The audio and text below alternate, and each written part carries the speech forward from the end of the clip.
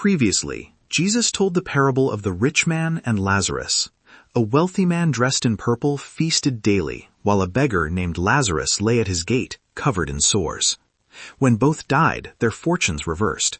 Lazarus rested in Abraham's embrace, while the rich man suffered in torment.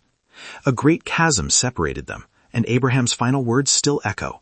If they do not listen to Moses and the prophets, they will not be convinced even if someone rises from the dead. Now, Jesus continues his journey, and the Sabbath becomes a battleground between compassion and religious tradition. It is the Sabbath. Jesus is eating at the house of a prominent Pharisee. The invitation is not an act of hospitality. It is an ambush. Luke tells us they are watching him carefully.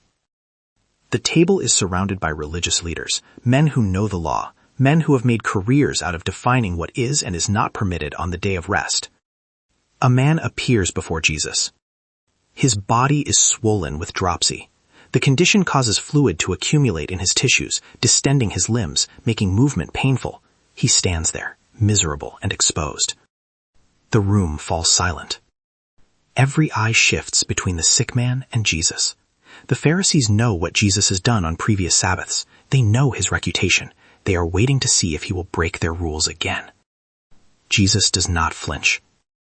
He turns to the Pharisees and experts in the law and asks a question. Is it lawful to heal on the Sabbath or not? No one answers. The silence is thick with calculation. If they say yes, they undermine their own traditions. If they say no, they condemn themselves before the crowd. So they say nothing. Jesus takes hold of the man, heals him, and sends him on his way. The healing is immediate. The swelling recedes. The pain vanishes. The man walks out whole. Jesus turns back to his hosts.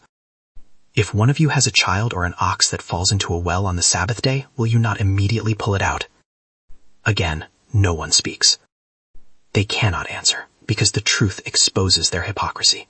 They would rescue an animal on the Sabbath without hesitation, but a suffering human being, that requires debate. Jesus has made his point.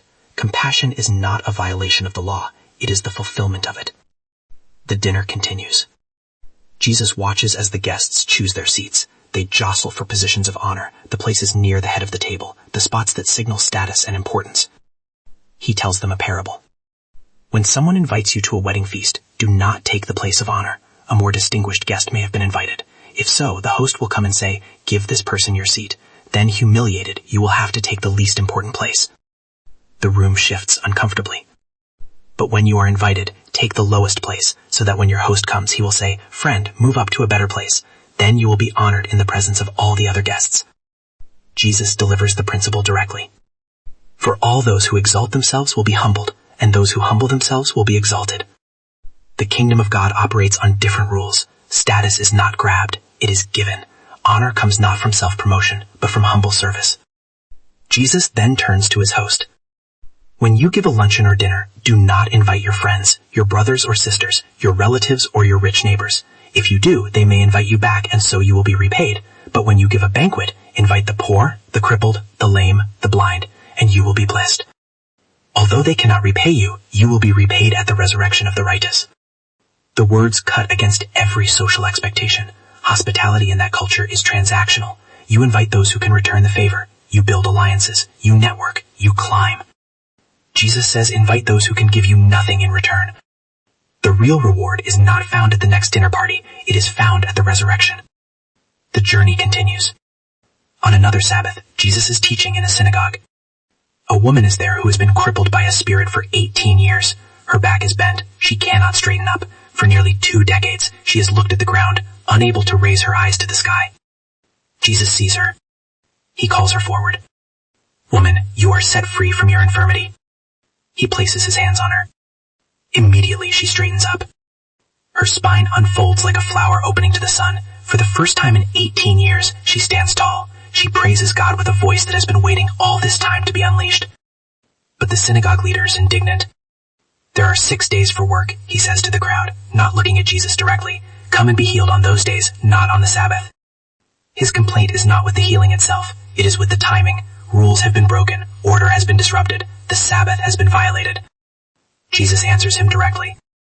"You hypocrites! Doesn't each of you on the Sabbath untie your ox or donkey from the stall and lead it out to give it water? Then should not this woman, a daughter of Abraham, whom Satan has kept bound for 18 long years, be set free on the Sabbath day from what bound her? The logic is devastating. Animals are untied on the Sabbath without controversy, but a woman bound by suffering for 18 years must wait. Jesus calls her a daughter of Abraham. She's not an interruption. She's family. She belongs, and her freedom matters more than their schedules. When he said this, all his opponents were humiliated, but the people were delighted with all the wonderful things he was doing. The crowd rejoices, the leaders seethe, the division deepens. Another healing. Jesus is traveling through the region between Samaria and Galilee when 10 lepers approach him.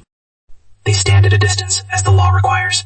Their bodies are covered with sores. They are outcasts, forbidden from entering towns, forced to live in isolation and shame. They call out in a loud voice, "Jesus, Master, have pity on us." Jesus sees them. He does not touch them. He does not pronounce them clean on the spot. Instead, he gives them a command. "Go, show yourselves to the priests." This is what the law requires for someone who has been healed of leprosy. The priest must examine them and declare them clean before they can return to society. But they are not healed yet. They turn and begin walking toward the priests. It is an act of faith. They obey before they see results. As they went, they were cleansed. Somewhere on the road, the sores fade, the skin restores, the disease vanishes. 10 men are healed as they walk. One of them, when he saw he was healed, came back, praising God in a loud voice.